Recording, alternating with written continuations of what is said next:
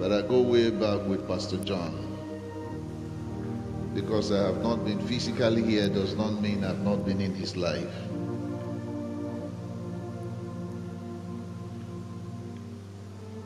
If you go to Acts chapter 16, you will see the story of the first 10 verses, the story of how Paul met Timothy. Timothy came from a godly family. In fact, he was third generation Christian. His grandmother and his mother, Lois and Eunice, already knew the Lord. And they brought him up in the Lord.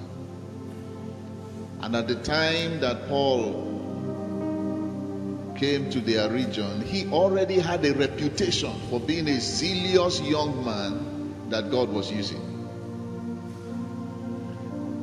So, we get confused by some of these terminologies. I don't try to over-define them anymore. Say, who is your father in the Lord? The person that led you to Christ.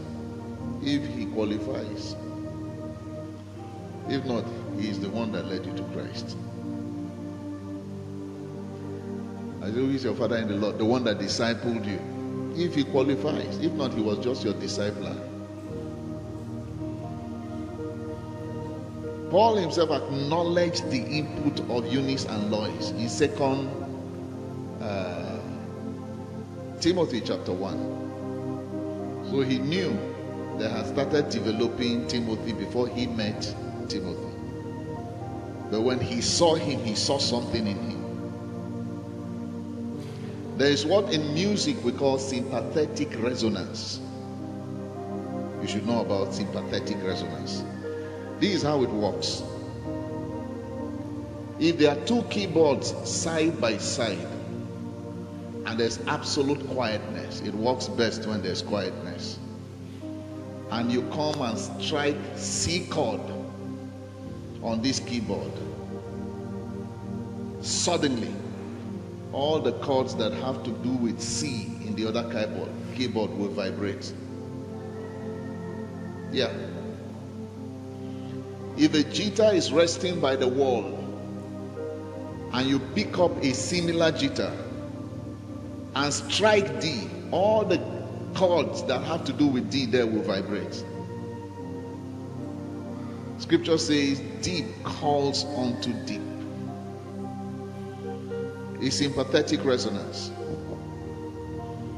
Many years ago, as a young believer on campus in the University of Benin, I began to sense God wanted to use me, but I didn't know in which way. My fellowship was unique in that we had multiple speakers every semester.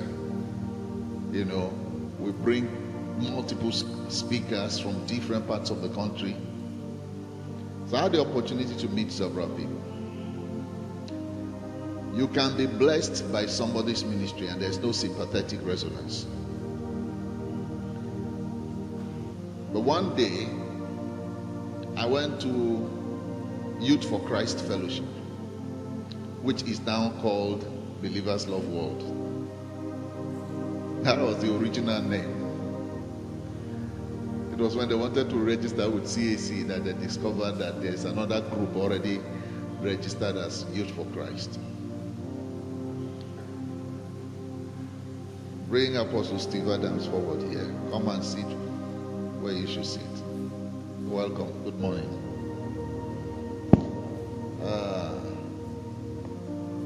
So it was Ken Oyahilome that was teaching that day. He schooled in Uniben, but Chris Oyahilome was in Ekboma. But he was not the pastor of the fellowship then. It was Pastor Pella, Omar Pella. So I came in, they were having a program, I sat down, and that's the first time I heard him teach.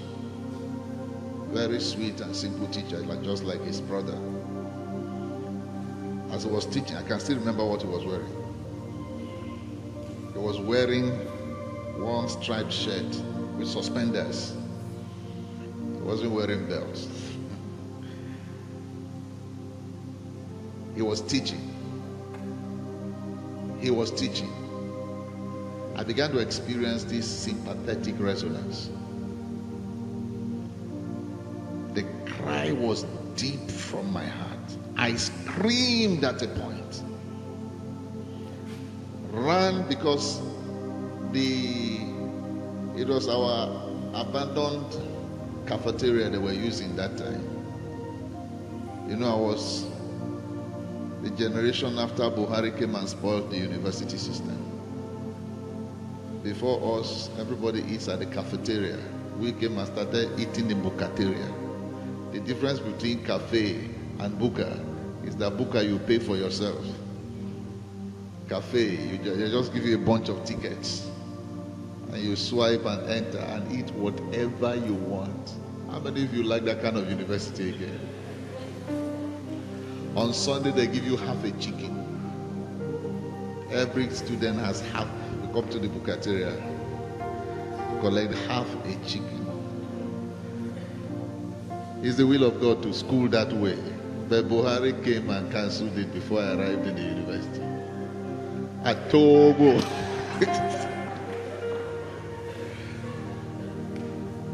So the cafeteria was now fellowship center for some fellowships. It was a large hall. So the doors are actually in the front. There are no doors at the back. I was sitting at the back. I screamed, ran through the hall, out through the door. It was raining outside. By the time I could recollect myself, I was standing under the rain hawking flowers as if they were my babies. I was actually overtaken. I didn't know why I did that. So I started, Lord, what did I just do? I didn't want to go back inside. I felt I had disgraced myself. And I was already wet with rain. So when I could control myself, I withdrew to the corridor and began to walk up and down praying, Lord, what happened now?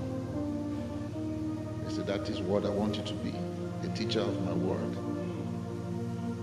There is difference between a man of God blessing you and a man of God striking a chord. It can happen with an older person, it can happen with a younger person. That's how true sons are chosen. Timothy didn't choose Paul. Paul chose Timothy.